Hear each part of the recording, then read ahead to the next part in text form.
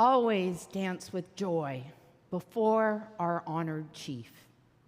I will say it again, dance with joy.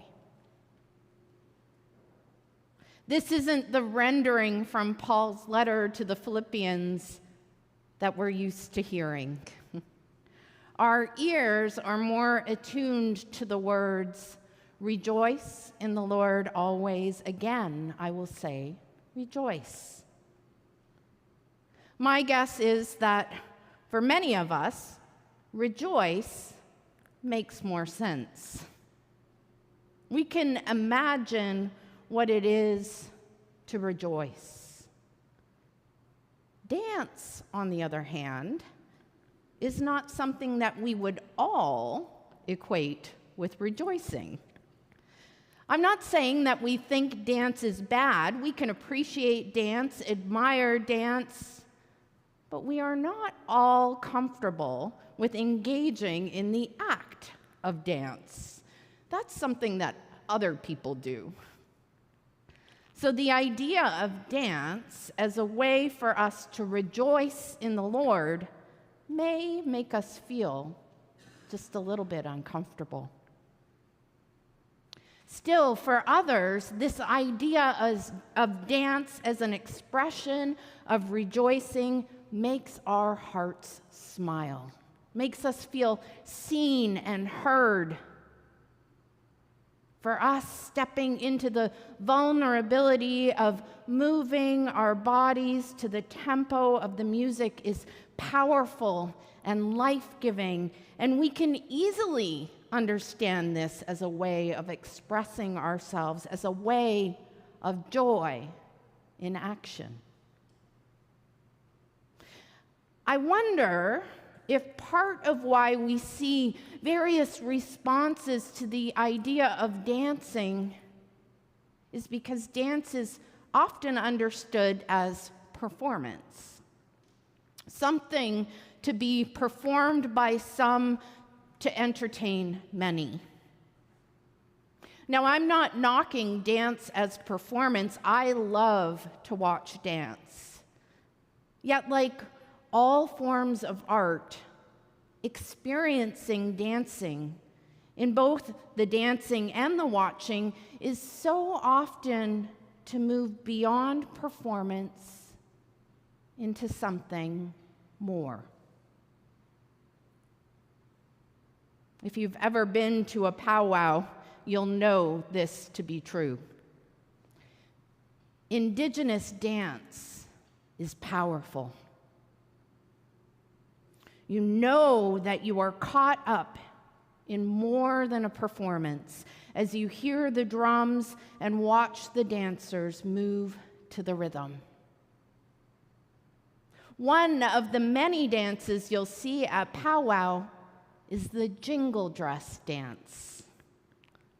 Women don handmade dresses adorned with hundreds of metallic cones made of tin, copper, or brass, and they jingle as they dance. The sound is mesmerizing and the dance exquisite.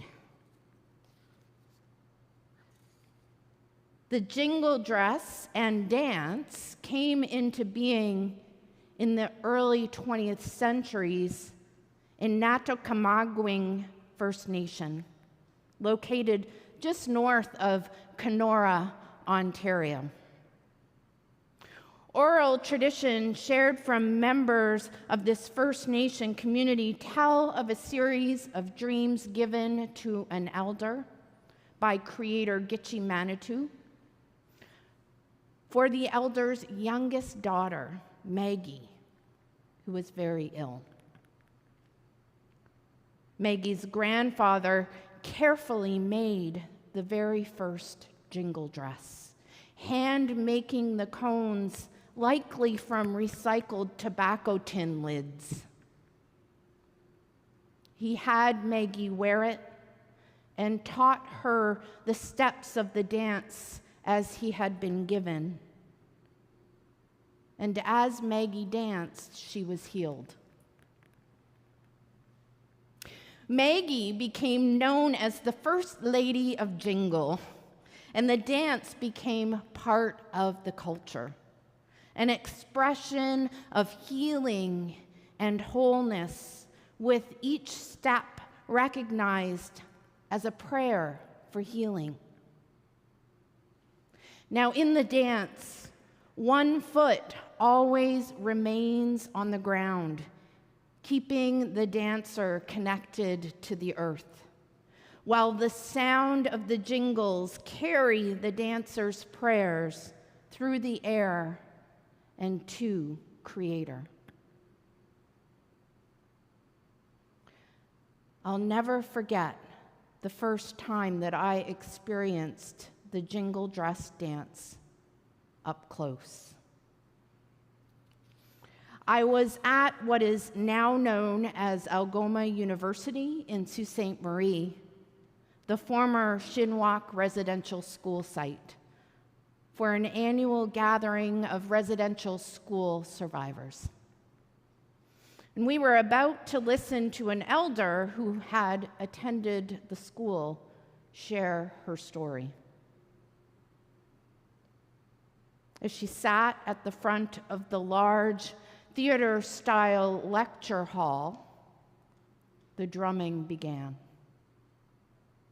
The doors opened at the back, and you could hear the jingling of the cones before you could see the dancers.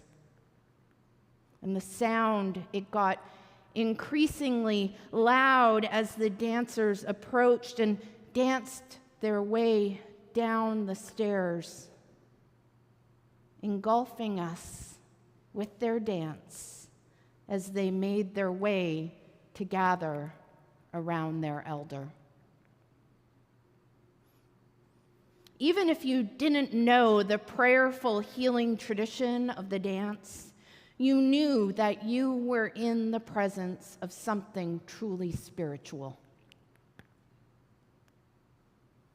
It was not lost on me that dancing a dance that was prohibited not only in the so-called school, but was criminalized, as was all Indigenous dance across Canada until 1951, that this dance was an act of resilience and reclamation of all that was lost and was now being restored.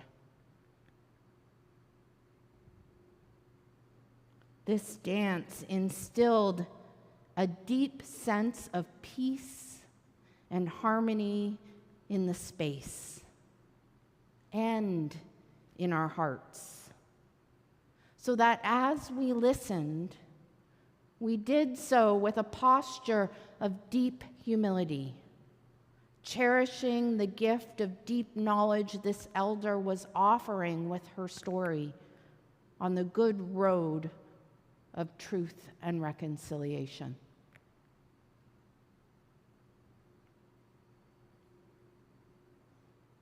Dance with joy. Rejoice in the Lord.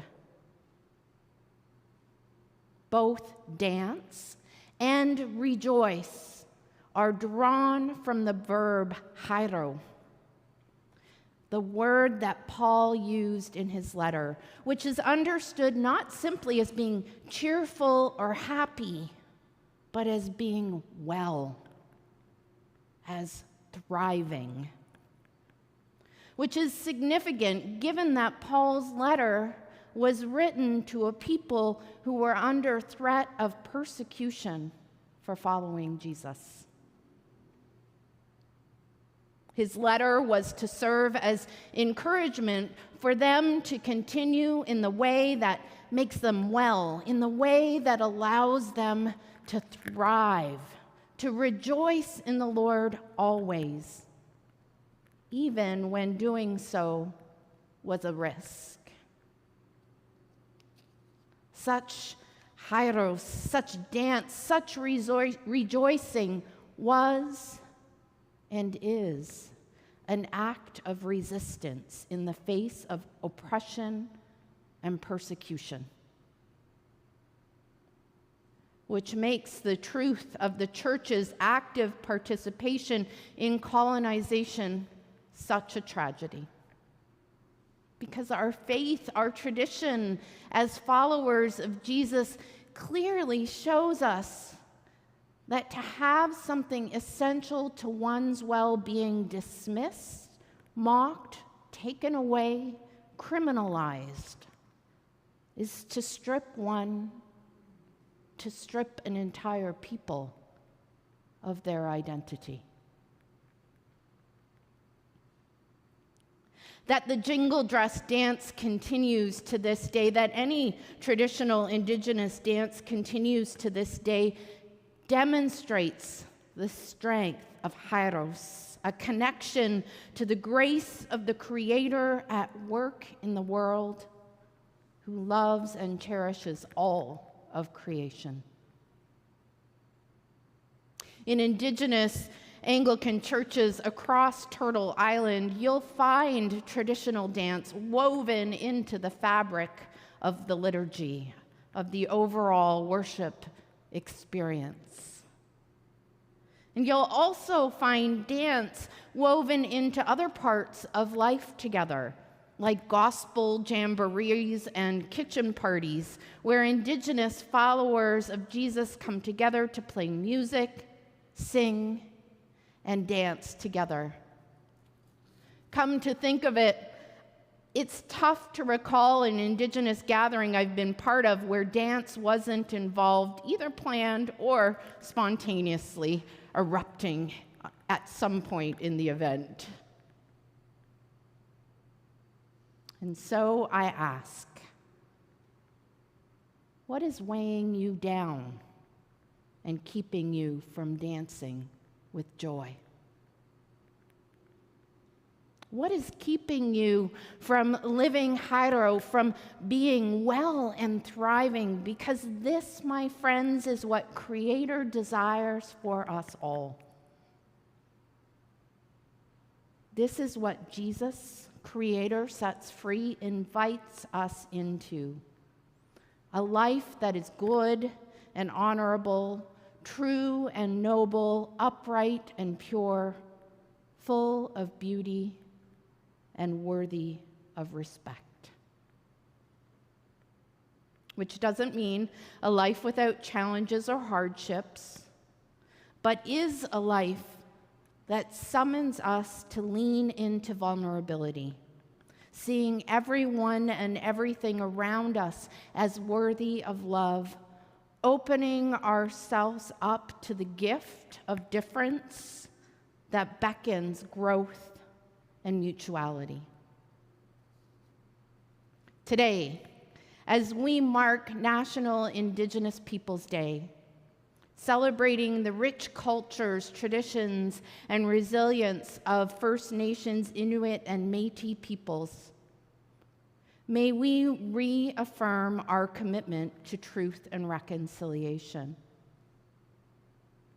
And to mark this, I invite us to dance, even just a little bit. A bit of toe tapping, a slight sway to the music, the bopping of your head, waving your arms if you're feeling especially courageous this morning. I know all is highly un-Anglican of us, but give it a try. And then, as we go on our way today, let us be on the lookout for ways to dance with joy, to make room for dances that may be new to us, and dare to move to the beat of another's drum, trusting that the great Spirit of peace continues to walk with us on the good road. Miigwech. Amen.